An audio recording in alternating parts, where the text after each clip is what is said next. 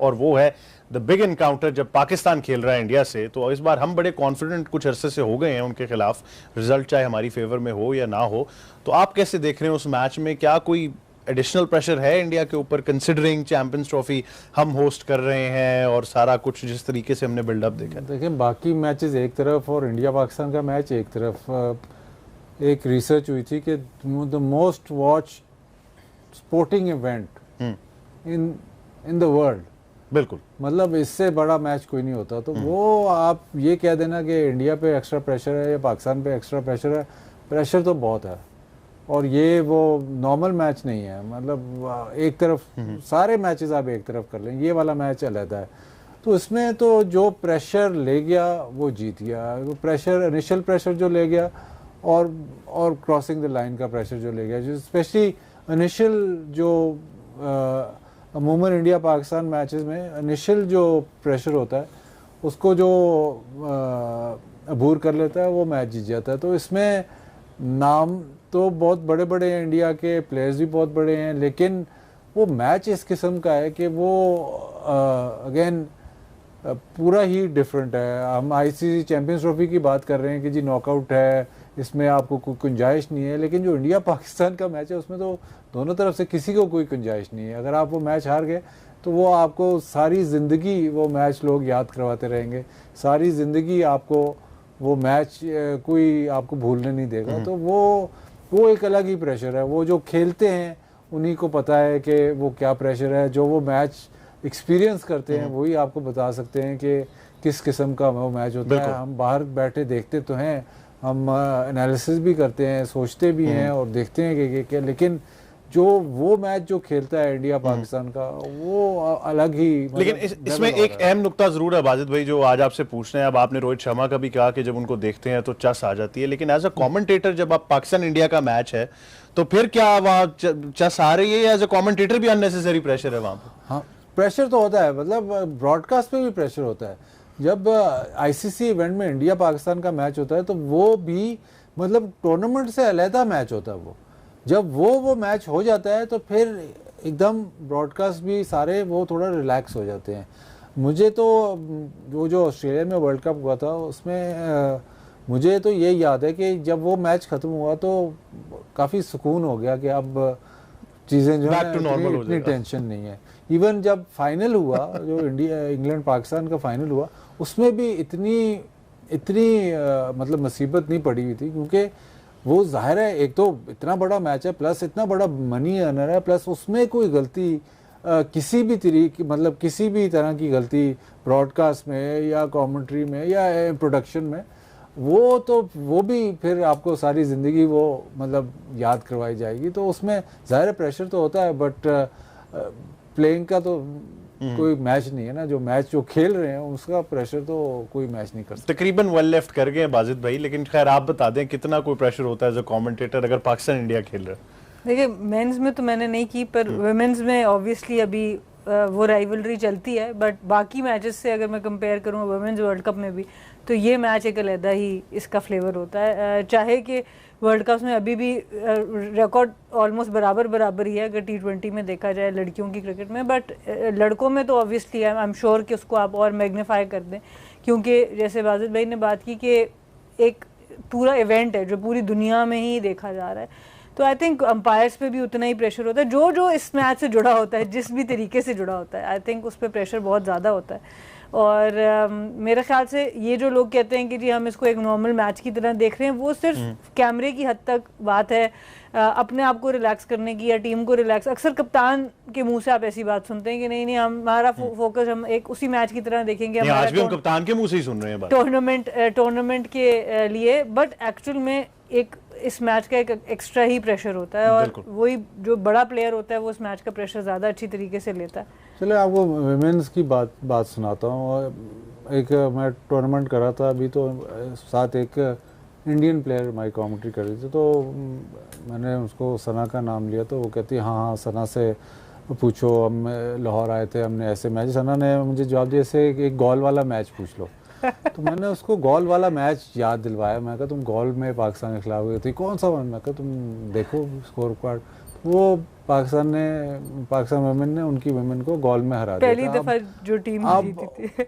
वो मूड जो था वो बड़ा अच्छा चल रहा था, एकदम मूड खराब हो गया। तो वो ये जो इंडिया पाकिस्तान का जो मैच है ना, वो चाहे जो भी हो वो बहुत डेंजरस मैच। और मैं हैरान इस बात पे थी कि जब उसने इनको ये बोला ना कि अंडर 19 या अंडर वो डेवलपमेंट स्क्वाड का मैच मुझे याद करा रही थी, तो मुझे उस वक्त हंसी सी बात की कि यार वो छोड़ो, पहली टीम हम बने थे जब तुम्हारी टीम को हमने हराया था, जो पाकिस्तान ने हराया था, तो वो गोल में वो बैटिंग भी करी थी, तो बड़ा फिर बाजिद भाई के साथ मजा आया था उधर से। बिल्कुल, इंटेंसिटी दोनों तरफ से बराबर है मेरे ख्याल से। तो इतना जबरदस्त एक वो राइवलरी जो बरकरार रखी हुई है। हम बहुत सारी स्पोर्ट्स में मिसाल देते हैं, जिस तरह फुटबॉल में अल क्लासिको की बात लोग करते हैं, तो क्रिकेट में जब राइवलरीज की जब भी बात होगी, आई थिंक अक्रॉस स्पोर्ट्स भी, वो it will always be Pakistan versus India. जिस तरह बाजिद भाई ने भी कहा कि after the super ball it's probably the most watched event जिसकी हम बात करते हैं टेलीविजन के ऊपर। मूविंग ऑन, अब बांग्लादेश की टीम की भी बात करनी है जो इस पूल में मौजूद हैं, और उनके स्क्वाड पर भी एक नजर जरूर डालेंगे, आपको बताएंगे कि उनका क्या स्क्वाड है। हाल ही में जो उन्होंने मैचेस खेले उनको भी डिस्कस करना है। नजमुल हसन शंतु उनकी कप्तानी कर रहे हैं, फिर उसमें कुछ आपको एक्सपीरियंस भी नजर आता है थोड़ा सा। सौम्या सरकार हो गए, मुशफिकुर रहीम है, ऑफ कोर्स बहुत ज्यादा एक्सपीरियंस कैरी कर रहे हैं, महमूदुल्लाह है, मेहदी हसन मिराज के पास भी वो एक्सपीरियंस मौजूद है। फास्ट बॉलिंग इस बार बहुत ही अच्छी हो गई है, नाहिद राना के आने से तस्कीन अहमद भी फॉर्म में नजर आ रहे हैं, मुस्तफिजुर रहमान है, तो वो एक बड़ा पोर्टेंट स्क्वाड तो जरूर नजर आता है। थोड़ा सा यूथ पल्स भी है, अपकमिंग प्लेयर्स भी इसमें मौजूद हैं। हाल ही में बाजिद भाई जो उनकी वनडे सीरीज थी दिसंबर में ये खेले हैं पिछले साल वेस्ट इंडीज के खिलाफ, वो तो तीनों मैचेस ये हार गए थे उस टूर पे, लेकिन यही आखिरी वो वनडे सीरीज खेले और उसके बाद ये स्क्वाड है। देखिए बांग्लादेश अब काफ़ी देर से इंटरनेशनल क्रिकेट खेल रहे हैं, एज इन वर्ल्ड कप 1999 में शायद ये पहली दफ़ा खेले थे, बट जब आईसीसी टूर्नामेंट आता है तो ये अंडर परफॉर्म करते हैं। बहुत रेयर होता है कि बांग्लादेश परफॉर्म करे, और जो एक आधा 2-3 मैच जीतते हैं तो सेलिब्रेशन ऐसे होती है कि ये अपसेट है। अब इनका वो स्टेज नहीं होना चाहिए, अब इनको वाकई चैलेंज करना चाहिए बड़ी टीमों को। वाकई जो टॉप ब्रास है उसमें बांग्लादेश का नाम आना चाहिए, क्योंकि इनके पास सब क्वालिटी है। मतलब आप इनके स्पिनर्स देख लें, स्पिनर्स भी हाई क्वालिटी हैं। जो आपका इनका ऑलराउंडर है मेहदी हसन मिराज, वो तो शायद दुनिया के ऑलराउंडर्स में काउंट होता है। इनकी फास्ट बॉलिंग अब जाके फास्ट बॉलिंग बहुत अच्छी हो गई है। ये रिशाद हुसैन जो हैं वो मुझे लगता है इनके मतलब ट्रम्प कार्ड वो लेग स्पिनर। बट जब भी आईसीसी इवेंट आता है तो वो हमेशा ऐसे लगता है कि बांग्लादेश जो अपने घर में जब खेलता है या कोई बायलैटरल सीरीज खेलता है उसमें उनकी परफॉर्मेंस आईसीसी के इवेंट को मैच नहीं करती। तो वो पता नहीं क्या इशू है, मुझे नहीं अभी तक समझ लगी कि क्यों नहीं। मतलब अगर आप इनका स्क्वाड देखें तो स्क्वाड में कोई इतनी बड़ी खामियां नहीं है। इनकी बॉलिंग भी ठीक है, बैटिंग शायद इतनी स्ट्रांग नहीं है, बट जो जब आईसीसी इवेंट खेलते हैं तो अंडर परफॉर्म ज़रूर करते हैं। पॉलिटिकल भी बहुत इंटरफेरेंस है इनके क्रिकेट बोर्ड में, लेकिन ये वो टीम है कि आप इनको देखते हैं यार क्या, और समझ नहीं लगती कि यार ठीक है एक दफ़ा नहीं, 2 दफ़ा नहीं, चलो तीसरी चौथी दफ़ा, एक दफ़ा तो ये एक आईसीसी इवेंट में कोई इम्पैक्ट डालें और आगे जाएं।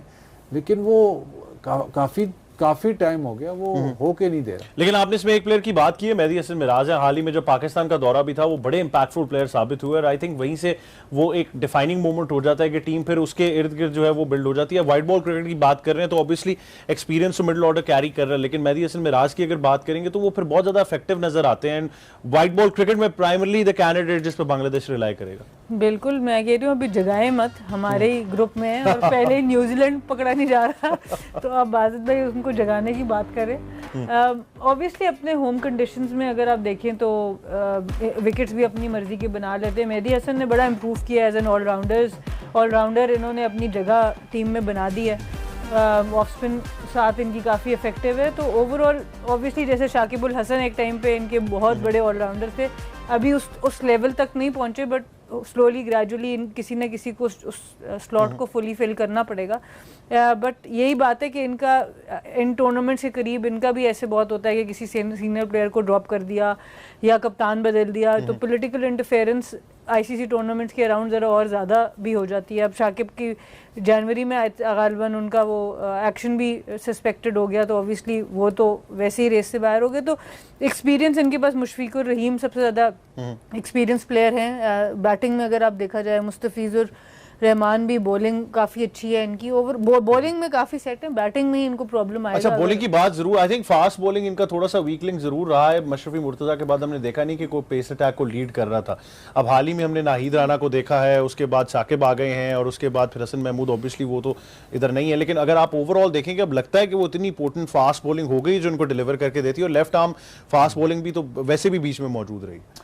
देखिए, कई साल पहले इन्होंने ये एक पिन पॉइंट किया था कि ये एरिया है ऑफ कंसर्न, क्योंकि हमारे पास फास्ट बॉलर नहीं आ रहे। इन्होंने ओटिस गिब्सन को हायर किया, ओटिस गिब्सन ने बहुत काम किया, और ओटिस गिब्सन ने ना सिर्फ टीम के साथ काम किया, उसने ओवरऑल सारे जितने बांग्लादेश के फास्ट बॉलर थे उनके साथ काम किया, और फिर वो आगे जाके एलन डोनाल्ड ने भी उसी तरीके से वो काम जारी रखा। तो उसके आपको रिजल्ट्स अब नज़र आ रहे हैं, और इनके फास्ट बॉलर्स आ रहे हैं, और थोड़ा सा इन्होंने अपनी जो डोमेस्टिक की पिचेस थी वो भी थोड़ी बेहतर की, जिसमें आप फास्ट बॉलिंग कर सकें, क्योंकि पहले तो बिल्कुल ही गेट थी कि बस स्पिनर्स के लिए ही हों, तो वो थोड़ा सा बेहतर किया। तो उसके रिजल्ट्स आपको पाकिस्तान में जो सीरीज़ हुई थी टेस्ट सीरीज़, उसमें आपने देखा कि उनके जो फास्ट बॉलिंग थी उसने हमारी फास्ट बॉलिंग को कम्प्लीटली आउट बॉल्ड किया।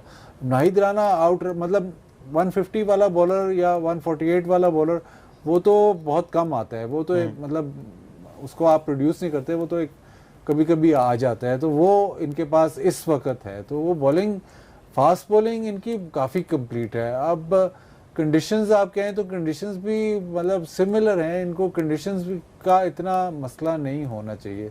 मसला अब इनकी बैटिंग का है कि बैटिंग एक तो फर्स्टली पूरे 50 ओवर्स में कैसे वो पूरी इनिंग डेवलप करते हैं, प्लस आप महमूदुल्लाह को वापस बार बार लेके आते हैं, कभी उसको ड्रॉप करते हैं फिर वापस ले आते हैं। तो बात यह है कि अगर आप उसको वापस लेके आ रहे हैं तो फिर आपका अभी तक जो बैटिंग का गैप है वो बहुत बड़ा है, क्योंकि आप फिर दोबारा मतलब 1-2 सीरीज होती हैं, फिर दोबारा उस पे वापस जाते हैं, तो वो गैप फिल नहीं हो रहा। लेकिन इसमें कंडीशंस मैटर करेंगी, क्योंकि अगर हम इनके मैचेस देखें तो ऑब्वियसली चले पहला मैच तो दुबई में खेल रहे हैं इंडिया के खिलाफ, वहां पर थोड़ा सा इनको ट्रेडिशनली वो पिच सूट कर जाएगी, लेकिन बाकी इनके दोनों मैचेस फिर पिंडी में।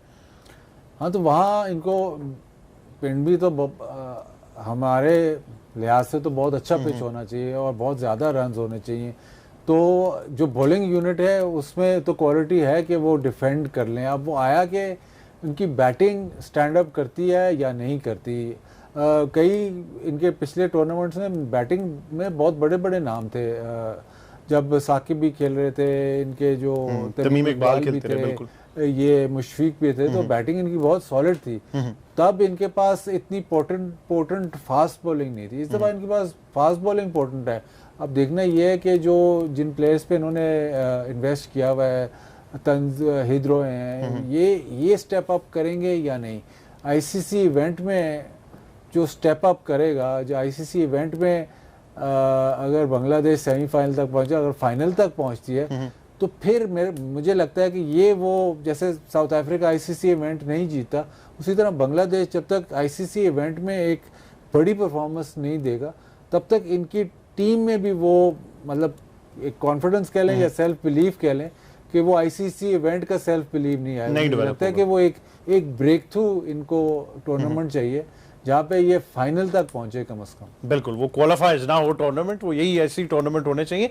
लेकिन इसमें ऑब्वियसली वो फिर मुस्तकिल मिजाजी जरूरत है। कंसिस्टेंसी की अगर बात करें, कुछ ऐसे प्लेयर्स माजी में आए हैं जो इम्पैक्टफुल लगते थे, जिसमें नामुल हक बिजोय एक ऐसे प्लेयर आए जिसमें लगता था वो बांग्लादेश के अब नेक्स्ट जनरेशन प्लेयर हैं, बट वो ऑन एंड ऑफ रहा। बहुत अच्छे से प्लेयर्स आ रहे हैं, लेकिन वो जो ऑरा था वो तमीम इकबाल एक ऐसे प्लेयर लगे जिन्होंने वो ट्रेंड चेंज किया, लेकिन साकिब और मुशफीक के अलावा कोई और नजर नहीं आया। बिल्कुल, मौका वही बात है इनको मिलता है। लितिन दास आए, उनका बीच में ऐसा लगा कि वो शायद स्पार्क लेके आएंगे टीम में, पर वो भी ऑन एंड ऑफ ड्रॉप होते रहे। महमूदुल्लाह ने भी तो ऑलमोस्ट हर जगह पे बारी अब कर ली है, मिडिल ऑर्डर में 5 नंबर हो, 6 हो, 7 हो। पर ओवरऑल वही बात है कि जब आपकी सिलेक्शन में कंसिस्टेंसी नहीं होती, जब आप शॉर्ट टर्म बेसिस पे टीम्स डेवलप कर रहे होते हैं, आपका मकसद सिर्फ वो सीरीज जीतना होता है, तब आप कभी भी आईसीसी टूर्नामेंट्स में अच्छा परफॉर्म नहीं कर सकते। वो वन ऑफ एक मैच आप आईसीसी में ज़रूर जीत जाएंगे, पर अगर आपने वर्ल्ड कप जीतना है तो उसकी जो तैयारी होती है वो 4 साल से शुरू होती है और वो 4 साल होती रहती है। फिर उस तैयारी के ऊपर आप उसी विजन से काम करते हैं। वो टीम्स हैं जो वर्ल्ड कप्स के ऊपर या बड़े इवेंट्स के ऊपर कंसिस्टेंटली परफॉर्म करती हैं, जिनके कम से कम 4 से 10 साल के प्लान्स होते हैं। अगर आपका सिर्फ प्लान अपना होम सीरीज़ को जीतना है और किसी खास एक स्ट्रैटेजी को अपना के जीतना है तो आप वो तो जीत जाएंगे, बट फिर जैसे ही वो आपकी कंडीशंस बदलेंगी, ऑपोजिशन बदलेगा, you are back to square one. तो आई थिंक वो बहुत ज़रूरी है कि आप अपने सारी बेसिस को कवर करें। जब आप 4-5 साल का प्लान करें या 10 साल का प्लान करें तो तब जाके टीम्स जो होती हैं, तो अनफॉर्चुनेटली बांग्लादेश में भी वो स्टेबिलिटी मौजूद नहीं है, उसमें भी बहुत ज़्यादा पॉलिटिकल चेंजेस होती हैं। एक कप्तान इस डायरेक्शन में टीम को लेकर जा रहा है, 4 महीने में वो बदल के अब दूसरी डायरेक्शन में लेकर जा रहा है, तो उसमें कभी भी टीम फॉर्मेशन नहीं हो सकती। बिल्कुल। आमिर लेफ्ट आर्मर, उसके बल्कि शाहीन के साथ का तो नहीं है आमिर, लेकिन मैं शाहीन भी लेफ्ट आर्मर, स्टार्ट बहुत अच्छा, लेकिन अब वो बात नज़र नहीं आ रही जब से इंजर्ड खास तौर से। देखिए शाहीन की मैंने कुछ चीज़ें देखी हैं, जिस तरह आपने स्टार्क का नाम लिया आपने, और मैं लेफ्ट आर्म फास्ट बॉलर्स की मैं बात करता हूँ, आपने स्टार्क का नाम लिया, फिर इस तरह मैं मिचेल जॉनसन की बात करता हूँ, मैं ये ट्रेंट बोल्ट हो गया, दुनिया का जो भी फास्ट बॉलर है, जेम्स एंडरसन हो गया, मैं उनकी अगर कुछ 2-4 चीज़ें अगर हम उनकी देखें तो उसमें मैं उनका फ़र्क बताऊंगा, जो मैंने पिछले शोज़ में उनके बारे में आपसे बात की थी ना, कि तो उनका जो फ्रंट पाँव है, ठीक है, उनका लैंडिंग लेट होती है, जिसकी वजह से उनके पेस में भी फ़र्क पड़ता है, क्योंकि जब उनका ये अब मैं सीधे हाथ से बॉल करता हूँ तो मेरा लेफ्ट वाला पाँव फ्रंट होगा, ठीक है ना। जब ये वाला जो बॉलिंग वाला हाथ है ना, जिस हाथ में बॉल होता है, ये इसकी पोजीशन जब यहाँ पे होगी ना, इस पोजीशन पे, तो इस पोजीशन पे आपका ये जो फ्रंट वाला पाँव है ये जमीन पे लग जाना चाहिए। जैसे बॉल जब आम इस पोजीशन पे जब आपका हाथ है, हाँ, तो आपका जो पाँव है वो जमीन पे लैंड हो जाना चाहिए, ठीक है। अगर कोई भी बंदा जो है वो हर बॉलर्स को देखेगा जाके, वो इसी तरह होता है। जेवलिन थ्रो क्या है? जेवलिन थ्रो और फास्ट बॉलिंग करना ये सेम एक चीज़ है। जब आप थ्रो करते हैं जेवलिन, जब आप थ्रो करते हैं तो उसमें आपकी हाथ की पोजीशन यहाँ होती है और आपका पाँव लग चुका होता है। उस पाँव का लगने का मतलब क्या है? उसका मतलब ये है कि आपने उसको जमाया है, नीचे की बेस स्ट्रॉन्ग की है, जो सारी पावर निकल के इस हाथ में आई है, तो यहाँ से वो फिर फेंकेगा। तो शाहीन का जो प्रॉब्लम है वो ये मैंने देखा है कि शाहीन के प्रॉब्लम में उसका हाथ जो है, ये देखें, अगर हम मिचेल ये वो है स्टार्क है, स्टार्क का वो हाथ देखें जिस हाथ में उनका बॉल है, और उनका फ्रंट वाला पाँव देखें वो लैंड हो चुका है, लैंड हो चुका है। उसके बाद अगर हम ऊपर देखें शाहीन को, शाहीन का जो हाथ है जहां पे स्टार्क का है, शाहीन का अभी भी फ्रंट वाला पाँव जो है वो एयर में है। उसके बाद हम नीचे देखें, ये जेम्स एंडरसन का एक्शन है, इसमें भी जो हाथ है उसका वो किस पोजीशन पे, और उसका पाँव लैंड हो चुका है। नीचे जो है वो जॉनसन है जो ऑस्ट्रेलिया के फास्ट बॉलर थे, उनका जिस हाथ में उनका बॉल है वो देखें किस पोजीशन पे, और उनका पाँव नीचे लग चुका है। तो ये जो फर्क है ये शाहीन का है। शाहीन का क्या है, वो उसका सबसे बड़ा प्रॉब्लम ये है, वो पीछे से जब भागता हुआ आता है बहुत तेज आता है। जब आप बहुत तेज भागते हुए आते हैं तो आपका जो आर्म्स है दोनों बहुत क्विक घूमते हैं। जब वो क्विक बहुत ज्यादा घूमते हैं, क्योंकि वो तेज इस वजह से आता है, वो तेज गेंद तेज करने की कोशिश करता है। जब वो क्विक घूमता है तो उसके साथ फिर आपका जो फ्रंट लेग है, ये इनका जो कॉम्बिनेशन है वो सही नहीं रहता। फिर आप ये पाँव रख नहीं पाओगे, ये पहले घूम जाएगा। ये हाथ यहां तक आ चुका होगा तब आप लैंड करेंगे। तो जब ये यहां तक आ चुका है, आपका पाँव जब लैंड कर रहा है तो इसमें फोर्स ही खत्म हो गई है, इसको यहां से नीचे से फोर्स चाहिए। तो ये चीज जो है हमारे कोचिस को, जो पाकिस्तान क्रिकेट बोर्ड में कोचिंग कर रहे हैं लोग, मतलब उनको ये चीजें नजर नहीं आ रही। मैं बहुत से लड़कों को देख रहा हूँ, आपकी मदद सुने, मैं बहुत से लड़कों को देख रहा हूँ, कभी उसके एक्शन पे काम कर रहे हैं, कभी उसको क्या बता रहे हैं, भाई उसका ये फर्क है, उसको ये बोले। देखें, मैं आपको एक मशवरा देता हूँ, किसी एक कोचिंग स्टाफ मैसेज करके बता दें, उसको मैसेज करके बता दें ना, आप बता दें। देखिए शाहीन, आकिब भाई को बता दें, शाहीन को ये, शाहीन अभी तो खैर जाहिर सी बात है सिचुएशन ही है, ये मैसेज आप ये जो कह मिलते हैं ना जब टीम के अंदर आते हो, जो नीचे काम कर रहे हैं वो क्या कर रहे हैं? सिर्फ शाहीन नहीं, वो 5-6 प्लेयरों का नाम जिनको सब में मसले और यंगस्टर्स में भी प्रॉब्लम्स है। भाई शाहीन को ये मैसेज दो कि थोड़ा सा रनअप स्लो करें अपना। जब आप रनअप थोड़ा सा स्लो चलें, आप करोगे, यहीं से मैसेज दे दें। हाँ वही मैं कह रहा हूँ ना, कोचेस रनअप थोड़ा सा स्लो करो, बैलेंस रनअप करो। जब आप बैलेंस और बिल्कुल स्लो भागते हुए आओगे तो आपका जो ये दोनों आपके जो हाथ हैं, ये जब गैदर करोगे वहां पे थोड़ा सा आपको कुछ सेकंड के लिए आपको टाइम मिलेगा, आप उसको थोड़ा सा होल्ड कर जाओगे, ठीक है ना। अगर पीछे से एक बैलेंस रनअप के साथ भागते हुए आ रहे हो तो जब आप थोड़ा सा होल्ड करोगे तो ये हाथ जब होल्ड करने के बाद जब ये हाथ इस पोजीशन पे आएगा ना, ये पांव ऑटोमेटिकली आपका जमीन पे लग जाएगा। क्योंकि इसको जब थोड़ा सा होल्ड करोगे, होल्ड करने के बाद जब ये पूरा आराम से ये खुलेगा तो इस जो फ्रंट हाथ है ना आपका, इसके साथ हमेशा आपका फ्रंट पांव खुलता है। आप इसको होल्ड करेंगे, आराम से इसको खोलेंगे, ये खुलता चला जाएगा, ये नीचे लग जाएगा जब इस पोजीशन पे आएगा। वरना ये जब तेज घूमेगा, ये पहले घूम जाएगा, ये बाद में लगेगा। जब आप अपना पांव जमीन पे प्रॉपर जमाएंगे फ्रंट वाला, फिर उसके बाद आप देखना। अब ये शाहीन जब उसमें अपनी नेचुरल जान होती है तो वो कहीं ना कहीं थोड़ी तेज गेंद कर देता है, लेकिन जब थकता है तो पांव उसका फिर लगता नहीं है जमीन पे। उसके हाथों में, कमर में वो जान ही नहीं होती कि वो गेंद तेज कर सके। चाहे आप दुनिया का कोई भी स्पोर्ट्समैन या आप पैदल चलने वाले लोग हैं या कोई भी है, जब तक आपकी नीचे की बेस स्ट्रांग नहीं होगी आपकी बॉडी गिरती चली जाएगी, आपकी बॉडी में जान नहीं होगी। बहुत तफसील के साथ तनवीर अहमद ने शाहीन अफरीदी का जो इनके ख्याल में प्रॉब्लम है वो बता दिया। अब जो सुनने वाले हैं वो इस पर देखें क्या कहते हैं, और जो आप सुनने वाले हैं आप भी राय इस पर दे सकते हैं। अब थोड़ा सा आगे चलते हैं। आकिब जावेद जो पाकिस्तान के इंटरिम हेड कोच हैं, उन्होंने जब ये ट्राई सीरीज़ ख़त्म हुई थी इसके बाद प्रेस कॉन्फ्रेंस की थी और बहुत तफसील से बातचीत हो गया। लेकिन पाकिस्तान ने अगर कुछ सीखा है इस ट्राई सीरीज़ से तो वो क्या है, और ख़ास तौर से और भी अगला सवाल है वो भी बताऊंगा। लेकिन पहले कॉम्बिनेशन पाकिस्तान है, कोच उम्मीद तो ये है कि पहले मैचेस में तो हो सकता है ना इस वजह से नहीं खिलाया ना, ज्यादा मार लग जाती तो फिर उसको बाहर करने की पड़ जाती ना कि यार ये इसको लाया क्यों गया, इसीलिए आखिरी मैच खिलाया है। चले जी, अगर इतना बड़ा वो प्लेयर था तो उसको सिर्फ 2 से 3 ओवर क्यों दिए गए? ये 2 से 3 ओवर का तो गेम सारे बॉलर्स के साथ मैं यही तो कह रहा हूँ ना। शाहीन को 3 ओवर दिए, हटा भाई दिया। मेरी बात सुने ना, देखिए शाहीन रऊफ, देखिए शाहीन हो, रऊफ हो, नसीम हो, हसनैन हो, उसकी तो हम बात ही नहीं कर रहे। हम तो उस प्लेयर की बात कर रहे हैं जिसके ऊपर सबसे ज्यादा उंगलियां उठनी है। तो फिर जब आप उसको मैच खिलाते तो आप तो उसको ज्यादा ओवर करवाते हैं। ये लो विकेट्स लो, दूसरे के मुंह बंद करो कि भाई तुम्हारे ऊपर बहुत ज्यादा बात हो रही है। आप तो उसको सेव कर रहे हैं 2 से 3 ओवर दे के कि ज्यादा मार लग गई तो शोर मच जाएगा, वैसे ही मचा हुआ है और मच जाएगा। प्रेस कॉन्फ्रेंस की आप आकिब भाई की बात करते हैं, मुझे नहीं समझ आया इनकी प्रेस कॉन्फ्रेंस, इन आकिब भाई बोलना क्या चाह रहे हैं, कॉम्बिनेशन होता क्या है। इन्होंने इनकी बात आपने सुनाई है ना हमें, तो मैं अब इनसे सवाल पूछ रहा हूं यहां बैठ के। वो तो नहीं है ना जवाब देने के लिए। कई क्लिप सुन नहीं लेना, अगर सुन नहीं लेंगे ना क्लिप कहीं ना कहीं, भाई मुझे आप ये बता दें ये कॉम्बिनेशन का मतलब क्या होता है। मुझे तो ये पता है कॉम्बिनेशन का मतलब ये होता है, एक तो आपके पास 15 की 11 ऐसी हो कि आप बोलें कि यार इसको खिलाएं, इसको खिलाएं, इसको खिलाएं, इसको खिलाएं, किसको खिलाएं, ठीक है।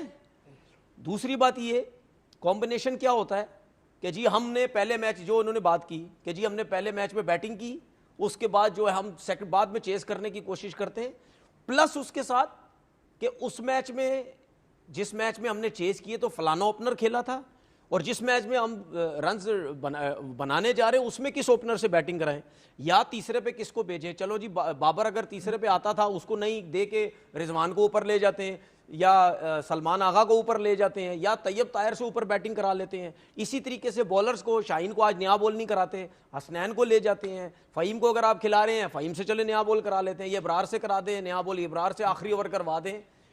ये जब आप सारी चीज़ें करते हैं ना, ठीक है, पूरी टीम को समझो, प्लेइंग 11 को हर मैच में डिस्टर्ब करते हैं ऊपर नीचे करके, तो समझ आती है यार ये आप कॉम्बिनेशन चेक करना चाह रहे थे, ये देखना चाह रहे थे कि चैंपियन ट्रॉफी हमने क्या करेंगे।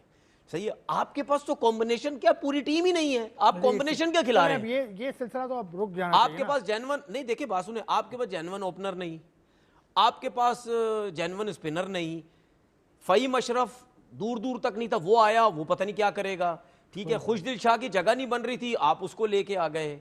बाबर आजम की फॉर्म नहीं है, वो क्या करेगा कोई पता नहीं है। बाबर आजम क्या करेगा? तैयब तायर नया आया है, सुने, तैयब का जवाब आकिब जावेद ने दिया, ठीक है, तैयब तायर नया आया है, वो बेहतर परफॉर्मेंस दे रहा है फिलहाल, जिस नंबर पे भी आ रहा है। अच्छा, फिलहाल आपके पास 2 से 3 प्लेयर ऐसे हैं, सलमान आगा, रिजवान और फखर जमान, ये 3 प्लेयर ऐसे जिस पे आप ट्रस्ट थोड़ा बहुत कर सकते हैं कि